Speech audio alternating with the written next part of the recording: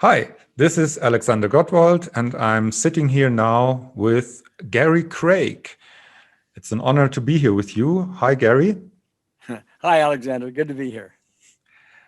Thanks for taking the time to be here and letting people know something about an approach to trauma. I think that many people don't know, and from my perspective, they should be able to hear it. So please tell us a little bit about how did you come to work with the things that you're working with right now? Well, the thing I'm probably most known for is something called EFT. It stands for Emotional Freedom Techniques. And some people call it by its nickname, tapping. Okay. And the original that came from the acupuncture area, from the Oriental medicine. And we found that from a trauma point of view, if we would go back to specific memories people have, and I'm thinking of like war trauma, for example, or even childhood abuse, but we'll use war trauma for the moment because I have a lot of success there. While there, we get down to the specific memories that are bothersome to them, the time a certain thing happened, a helicopter crash or something they witnessed or had to do, and this guy felt guilt about, anger about, and so on. We'll take that specific event, and instead of doing a lot of conventional talk therapy and everything else, we would find that if we tapped on certain acupuncture meridian points, while we were doing that, like magic, it would just collapse. They wouldn't forget the traumatic memory. It just wouldn't have any sting. And it would happen, sometimes take a session or two, sometimes minutes. Okay, it's really quite astonishing. Okay. Let me get in here for a second. Sure. Because I can really confirm that this works, because I've been doing this for many years on my own also. And I've had lots of traumatic early childhood experiences, and I was able to really heal a lot of them, especially with this tapping that you developed. Okay. Now, that's only the beginning. Okay.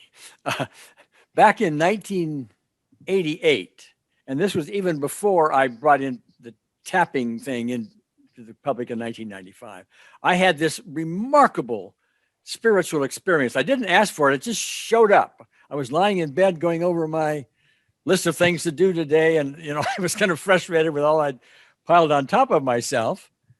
And I remember saying to myself, who needs all this? Okay. But it wasn't just a sort of an academic little statement. I literally meant it. And the way I see it now, looking back at it, is at that moment, I literally let go of this world, the world of separate bodies, and you and I seem to be experiencing at the moment, and your listeners are experiencing at the moment. I let go of it, and when I did, it's just like it like a vacuum. It just vanished, and in the vacuum came God. I didn't have that label for it at the moment, but it was this overwhelming spiritual experience of nothing but love. That's very hard to describe to people. Nothing but love. No anger, no grief, no trauma, no resentment, no fear, no any. They were impossible in this ultimate protective cocoon of God. It was a gasp, okay? But that experience, if you ever had it, is more real than what we consider real here in the world of bodies. Definitely. Way more real. It makes this experience here look like an illusion, a dream, a fiction of some kinds, even though it really seems real to us because, you pinch yourself and it hurts and all of that, okay? But that was a gasp. And it's very, very important to understand here. In that experience, I had the sense, the absolute sense, that I could walk into a hospital generating the absolute love that I was involved in at that moment. And just my presence would start healing people from, their tumors and their blood stuff and lungs, whatever's going on in the hospital. Love is the ultimate healer. But when I talk about that, love as we experience it here in the separated world is one level of it. But that love, the spiritual love, is far grander than anything we can put our heads around. And that love is the ultimate healing. Now, when I came to learn about the tapping and started to bring it out to the public in 1995, I wanted to bring that spiritual element into it. But I would ask people about it, and I'd tell them about my experience, and they weren't ready. They would kind of roll their eyes. I'm sure they talked about me behind my back later on, but they weren't ready. So for me to bring that in at that time, people would have just gone, no, not for me. Okay. So I did tapping only, and that really worked. It spread all over the world and everything else. Okay. This other is more powerful. But starting in 2014, I then began asking the questions again to people. Well, what about the spiritual thing? And then I had this experience and I started to talk about that. Something really different happened. They would say, oh, really? Oh, tell me some more about that. Oh, that's good. Now, that's not everybody, but there was a far greater openness to it. Something was shifting on the planet or something. I don't know. So that's when I brought in the spiritual dimension. We call it the unseen therapist. It is not EFT now. It's optimal EFT, where we no longer need to tap, although you can if you want to. Okay.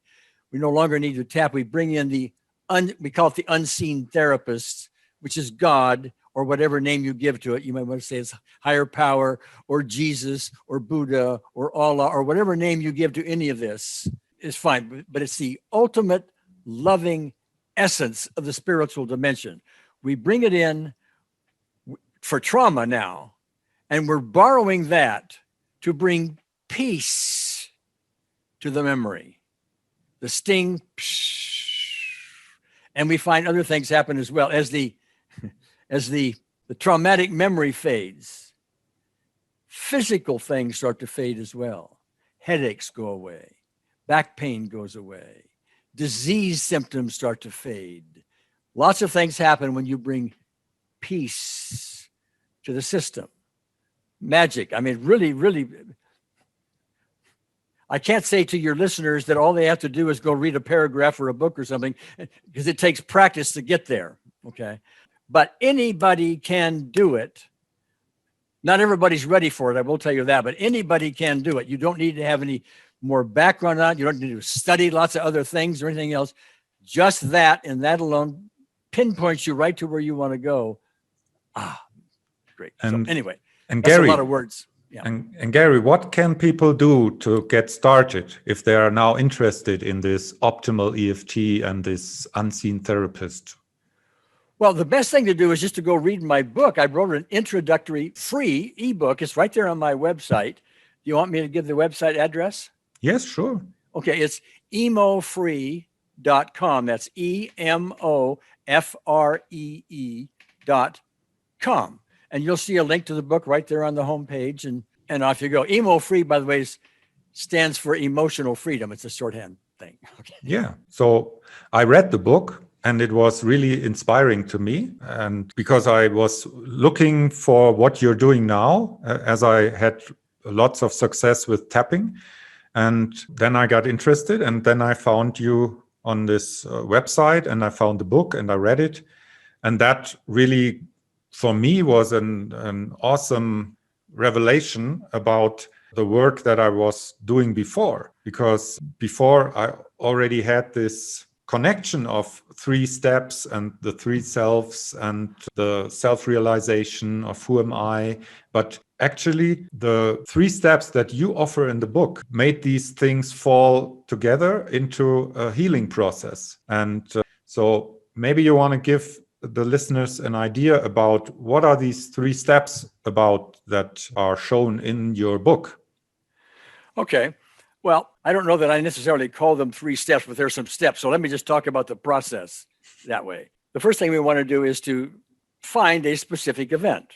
I'll give you a little metaphor, a little example. The metaphor is like this. It's called the tabletop and table legs. Okay. Now, very simply, this is the tabletop supported by table legs. If you remove the table legs, the tabletop falls. Easy metaphor. Okay. So somebody has trauma, let's call it PTSD, post-traumatic stress disorder. Okay. Mm-hmm. Childhood trauma, war trauma, whatever it came from. Okay. So that's the tabletop, PTSD. Okay. Now, that tabletop is not even there unless it has table legs underneath it. And the table legs underneath it that support it are the specific events in one's life that aren't resolved yet. Example, a child at some early age 4, is hit, beaten, or in some other fashion abused, maybe even sexually. Okay. That's a specific event. The messages they get from that at this young child is, I'm not lovable, I'm not good, I'm afraid, lots of things come out of that. We bring in, that's a specific event, a table leg under the tabletop, okay? We bring in unseen therapists for that specific event. And if we do that well, and there's proper ways to do that, do it well, you couldn't get upset about that again if you tried. If you do it well, you'll remember it, but it's more like it's in the same category as falling off your bicycle when you're 5 years old and skinning your knee. You didn't like it at the time, but okay. That's the category it goes into. It doesn't replay anymore. The sting is gone. Mm-hmm. Okay, that's the point of it. Then we do another specific event and another one and another one. And after a while, there may be hundreds of specific events, but if you do 5, 10, 15, 20 well, there's enough commonality among them, similar people, similar gestures, similar tones of voice, and so on. It generalizes over all of them, and it just collapses. Okay. So that's the essence of it. Now, in the process of that, we first identify this specific event, the table leg under the tabletop. We get quiet. We then simply recall a loving moment. It could be something very simple, like your dog licks you in the face. Oh, isn't that lovely? Isn't that nice? All you're doing there is inviting the unseen therapist. She is there. It's a she, by the way. She is there anyway, all the time, always communicating with us. We aren't listening because we're too involved with our problems and our angers about our traumas and all that stuff. Okay. But now, okay, loving moment. Okay. All that is saying we're listening. Okay. We're trying to align. We're doing our best to align with your ultimate pure love, even though all we have is a little piece of that, some event in our life, which was loving. Okay. We then lay the specific event out for unseen therapist. She comes in. We get a little quiet. We usually have metaphors that help us out here, but she comes in, takes care of it. And when you're all done, you test it again. Well, before I couldn't even think about it without crying or getting all upset. And now, well, it's a 2. I'm not even sure it's that. It's a 1. I really can't find it at all. That's the typical response. Okay. Now there sometimes you do get a response and there's more pieces to it, and that gets beyond this conversation, but that's good training is what we urge people to go forward with to get even more about that. I hope that answered your question. Yeah. So actually as I called it 3 steps, I want to sum it up.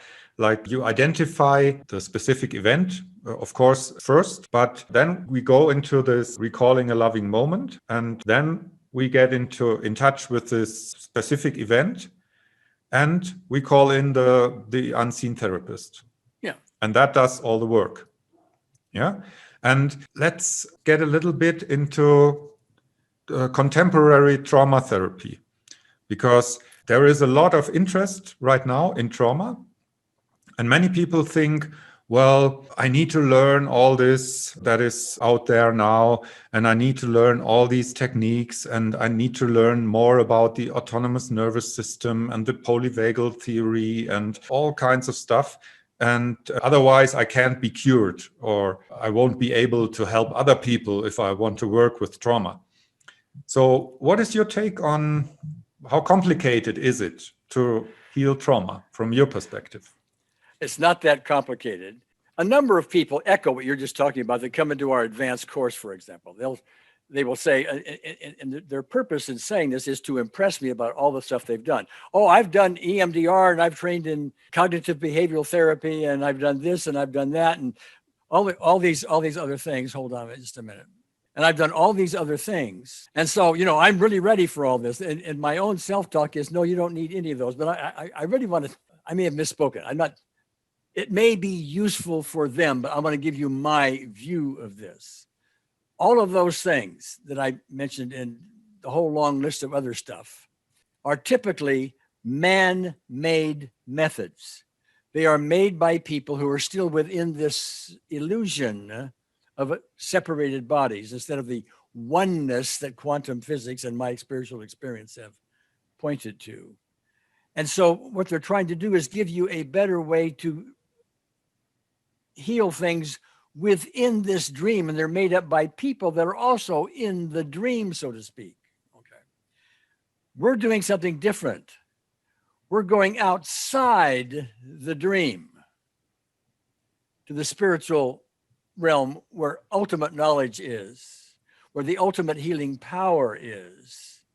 And while all the other things may be laudable, especially the effort to go learn them, I don't know anything about them myself and don't care. Okay.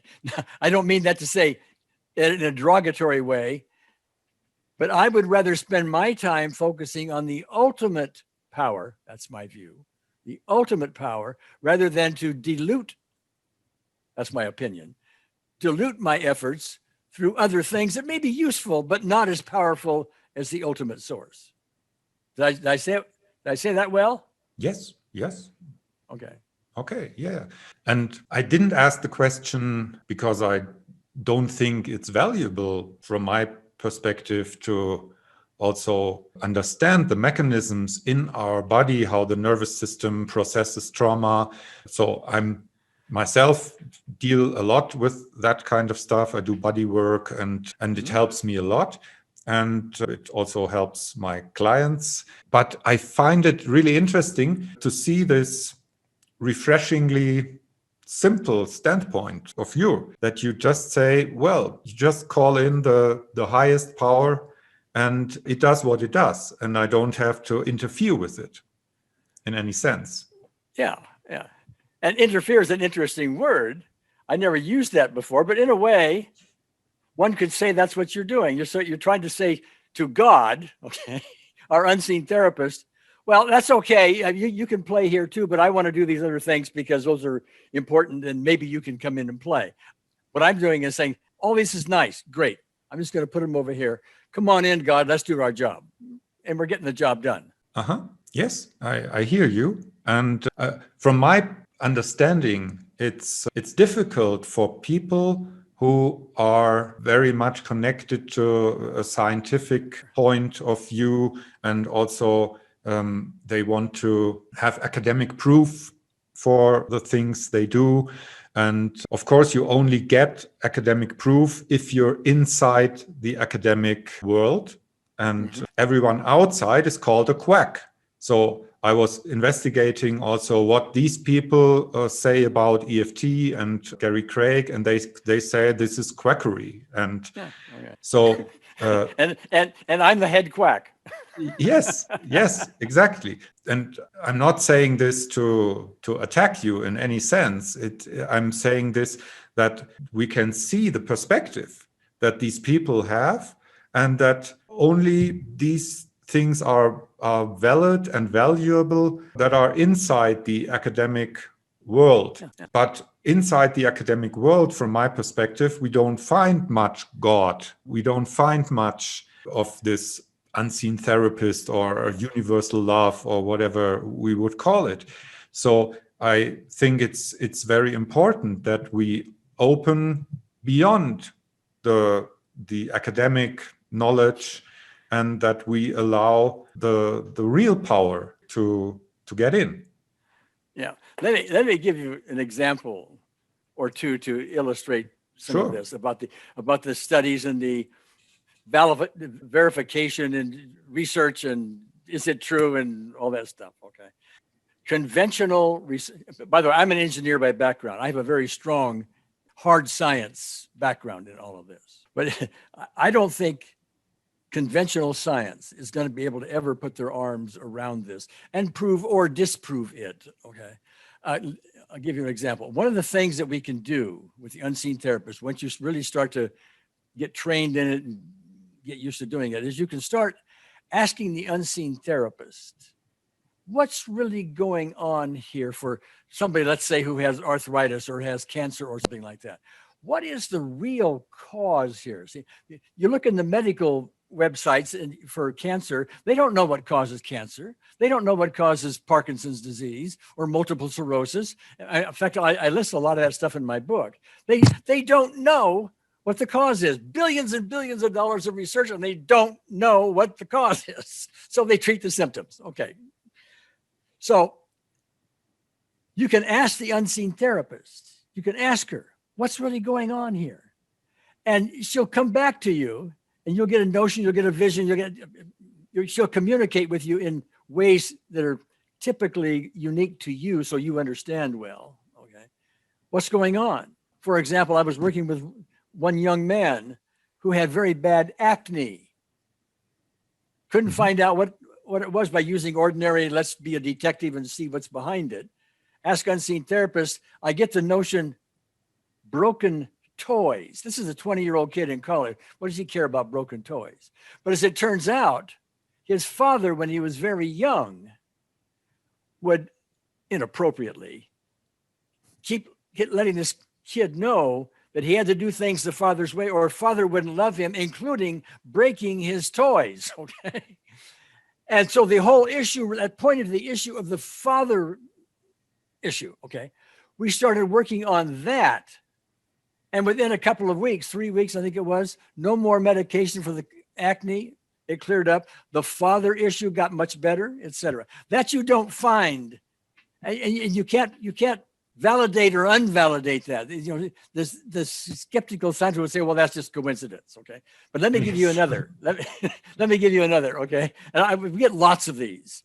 You may have heard this on one of our webinars we did here recently, but there's a lady who's been working on herself from depression and all kinds of other things, getting more and more peace in her system. And her issues are starting to fade. That's what we expect. That's what happens. All right. Interestingly enough, she's married. She's an older lady. Her husband has had a foot problem for 40 years. She gave me a name for it, but it's basically the padding on the bottom of the foot is gone. And so he can't, every time he walks, it hurts, especially on a tile floor. You know, he can't do that. She's working on herself, never aiming at that at all. And it clears up. It clears up. Her husband no longer has that. Now, how do you explain that? Do you say, oh, well, that's just coincidence? It's been 40 years. I asked her, I said, well, is there any other explanation? She says, no, we get lots of coincidences like that, okay? And there's no way science is going to be able to put their arms around that effectively. Okay? Yeah, sure. And that's exactly what the scientific world or approach is calling coincidence, is actually love at work, from my perspective. And it's love at work. And then what people do, if they accept it, they call it miracles. There's a miracle happening. And from my perspective, it isn't even a miracle. It's just that we open up to love, right? Yeah, it should be routine. We call it miracles because it's unusual from our experience. But let me go back a second. This broken toys thing, the odds of me getting a notion, having asked what's going on here, of broken toys, out of the millions upon or billions of things that could come to my attention, I get broken toys. Now, the odds of that showing up and being a coincidence, it's millions and millions to one against it. Okay. Could it be coincidence? Yeah. Okay. But we get lots of coincidences. And what is coincidence in the first place, right? Well, it's an excuse. It's an excuse in this case. Exactly, because they can't even explain what is coincidence in itself. How would coincidence happen? There is no scientific proof for coincidence, and yet they call everything coincidence. They don't have an explanation for, or that doesn't fit in their concepts. No? Yeah. But there is never a scientific proof for coincidence. So that I never thought about it that way, but yeah, as far as I know, sure. Yeah.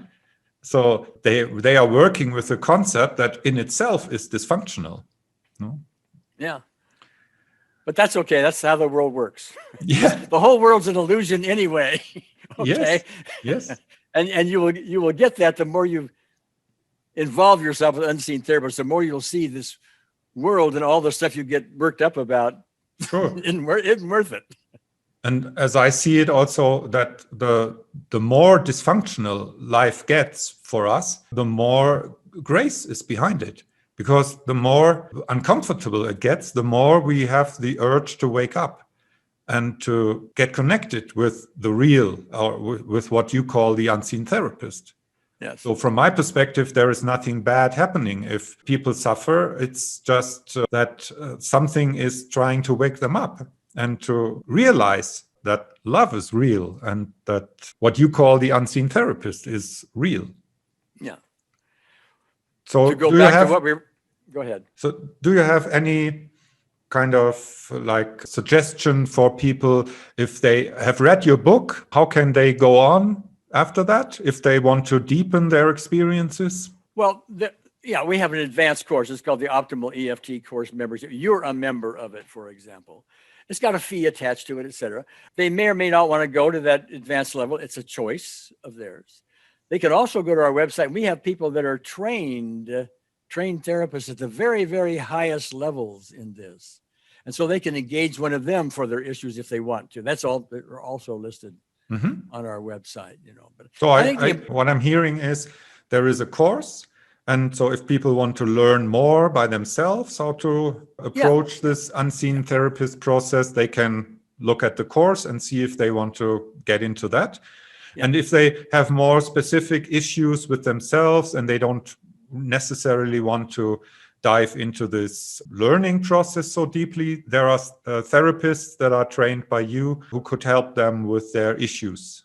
Yeah, that's right. Okay. Yeah, simple as that. Sounds great. Okay. Do you have any famous last words about what people could do if they want to stop suffering? Well, we've already said it, but read my book, yes. And I'll give a little bit of a commercial for my advanced course that you're in. I'm not interested in just herding lots of people in to pay money to come and learn the course. That's good, yes, etc. But I'm really looking for top level. I want A+ students. I want people who are really going to get in there and start learning this, because you can learn any level you want. You can take it. In fact, we have a metaphor. It's called the stairway to miracles. And we're climbing that stairway as you go more and more and more advanced. And at the top is ultimate enlightenment. Okay. So however far you get up there, the real students are really getting up there and they are really getting results. You are among them. Okay. But I'm looking for A+ students.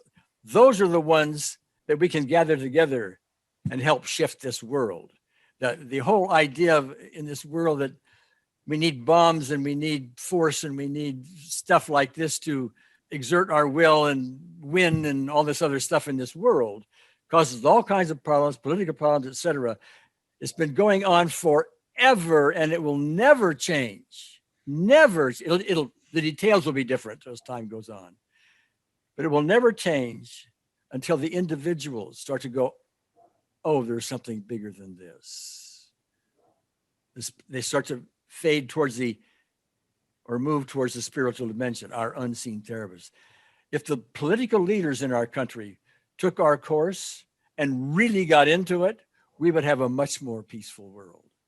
But they're probably not going to do that. So you and I can do it. And as we do it, we start radiating to others this other way of being. And that's where it happens. We've got to start someplace. If we don't start, it won't happen. We're starting. So that's my final commercial. Cool. Yeah, it sounds a little bit like what the Armenian mystic Gurdjieff once said, that 200 conscious people, if they chose to, could change the world. And that's what maybe you call the A+ students. Sure. And that's a wonderful idea. So thank you very, very much for taking the time to share your knowledge and wisdom with us. All right. Been my pleasure, always. Thank you. All the best to you, Gary.